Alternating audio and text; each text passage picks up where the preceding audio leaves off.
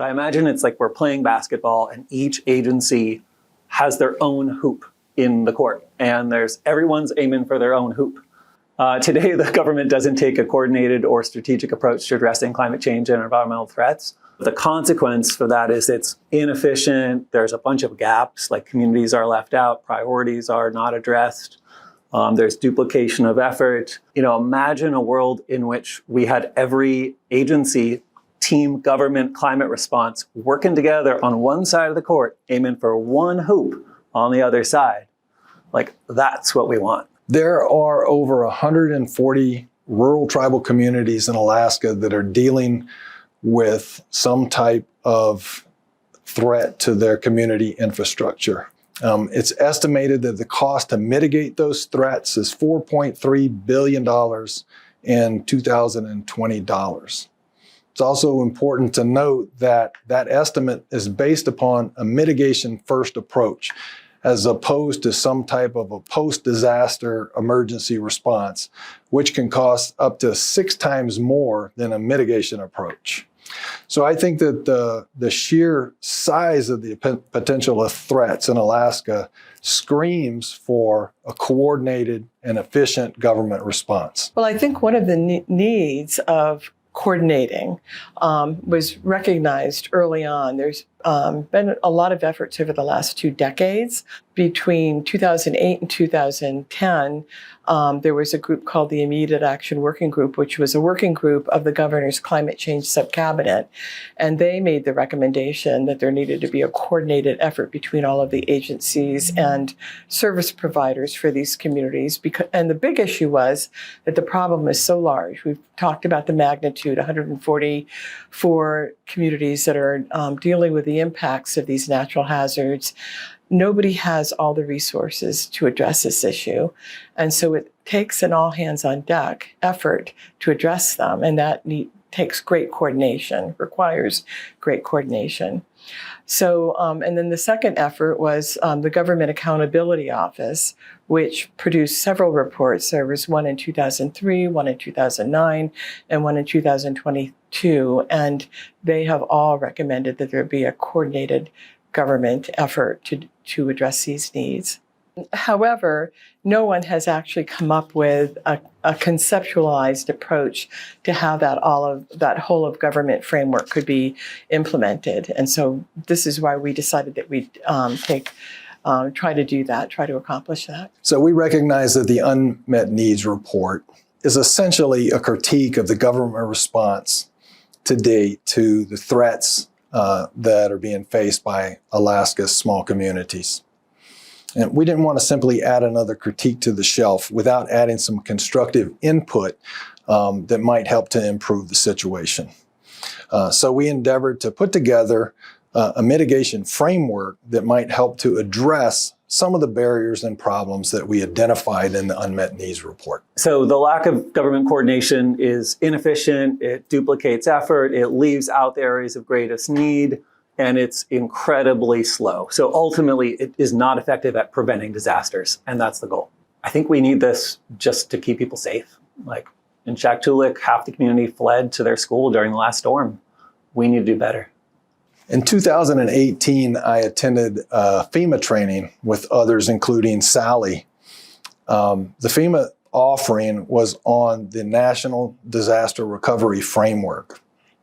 And at the time I attended the training, we were already engaged with a work group of federal representatives from agencies in Alaska to discuss better ways to coordinate the federal and the state efforts to help address the threats to Native communities. When the National Disaster Recovery Framework was addressed in the training, it became immediately clear that others had already tried to tackle this issue of coordinating the effort of federal agencies in response to national disasters. So it was at that time that we began exploring the NDRF as a potential model for an Alaska-specific framework. And as we studied the NDRF, we found that it had many elements that we wanted to address in a program to coordinate federal agencies here in Alaska. It had scalability. It included a set of guiding principles to help coordinate the activities of disparate federal agencies. The conceptualized framework that we developed in the Unmet Needs Report is different than the National Disaster Recovery Framework. Firstly, it's very Alaska focused, whereas the NDRF is a nationally implemented framework. So this is really specific to Alaska.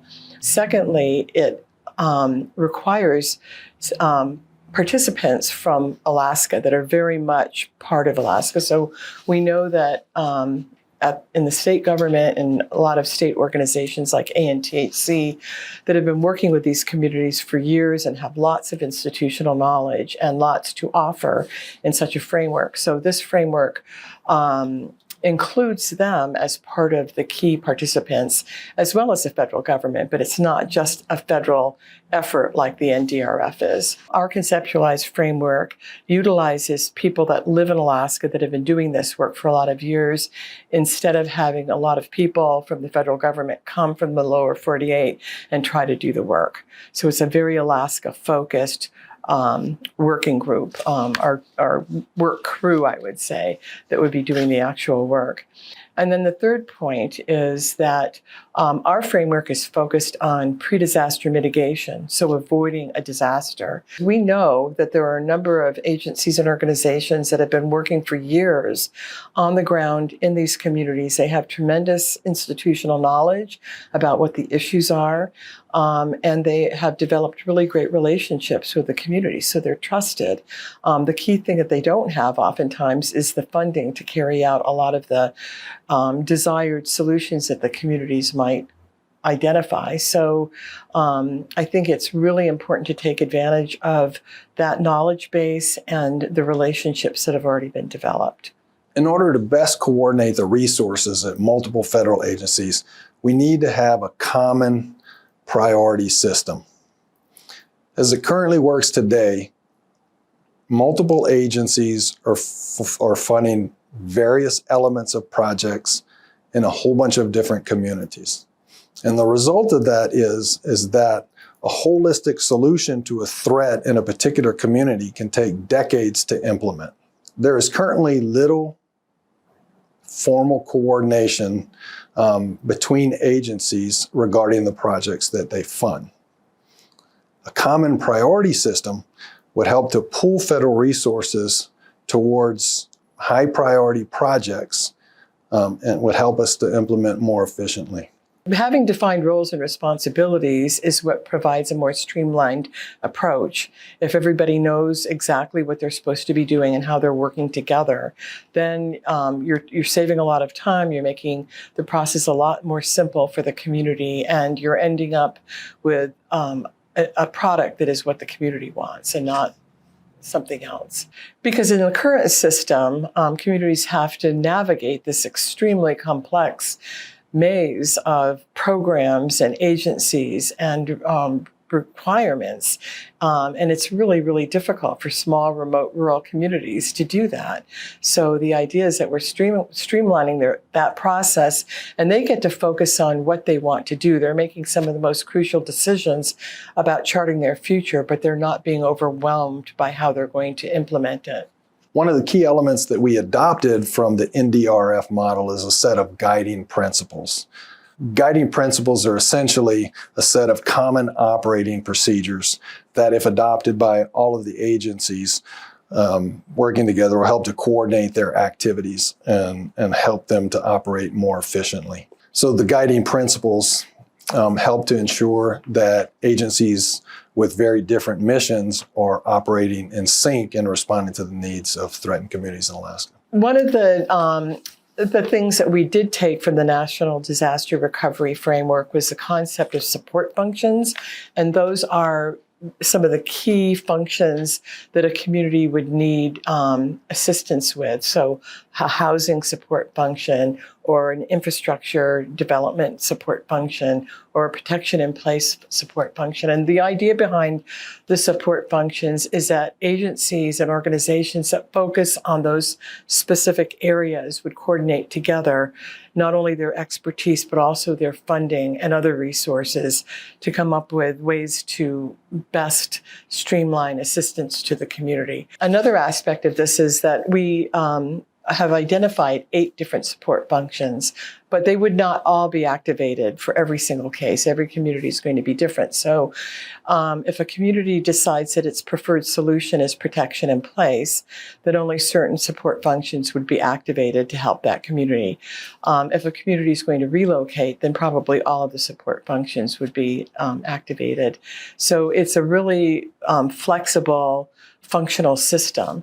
But the key thing is having this clear method of coordinating resources and expertise to benefit the community. Another really important aspect of this framework is that we focus on a single point of contact with the community. One of the things that's really difficult with communities right now is that they have to navigate this web of different agencies and funding sources and requirements, and it's extremely overwhelming. And so the framework has created a situation where each community has a local coordinator working with them, which is something that's actually happening in a lot of communities right now. But they also have what we're calling a community-specific technical assistance team, which is made up of a small group of experts, probably an engineer, a planner, a grant writer. The composition of that group will be very specific to what the community needs. And they're the main point of contact for that community throughout the mitigation process. So the community is not having to be overwhelmed by, how they're going to fund what they want to do. The concept is that the small team works with the community as they understand their risk, as they make decisions and develop plans for their preferred solutions, and then as they're ready to implement those solutions. And so whatever the community plan is, it goes before the framework, and the framework different support functions coordinate to figure out how they're going to fund and implement that plan.